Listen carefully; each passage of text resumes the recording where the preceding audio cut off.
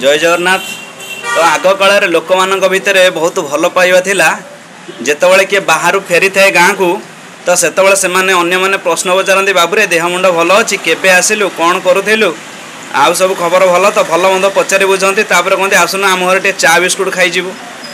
किंतु वर्तमान समय एमती आसी जाइए लोक मैंने तो पचारू ना कि मन भितर गोटे चिंताधारा सका उठा आम आम कर्म क्षेत्र को जीवा दी पैसा रोजगार करवा आम आम घर को चलवा केवल हूँ फैमिली पैक भितर आमर मनटा रही जाऊँगी जदि किसी ठाकुर कथा आसला कि कौन सी गीता भागवत हो प्रवचन हो मंदिर ए रख से गोटे कौन नुआ वर्ष जावा कि गोटे कार्तिक पूर्णमी रे जावा किंतु भिड़ भितर जी किंतु जो भल थी से जी कहीं गोटे चिंताधारा बर्तमान समाज में आमर गोटे से भाया होगला तेणु भल पाइबा ये ना ये केवल गोटे निज फैमिली पैक भितर आम रही जाऊे खाइबा पीवा बंचवा किंतु ये भल पाइबा ना ये स्नेह प्रीति ना निज परिवार को छाड़दे अन्य मान प्रति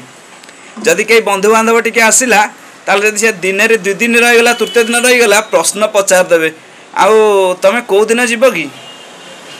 तो यही कथा को लेकर आगू आसवि रोची जय जगन्नाथ।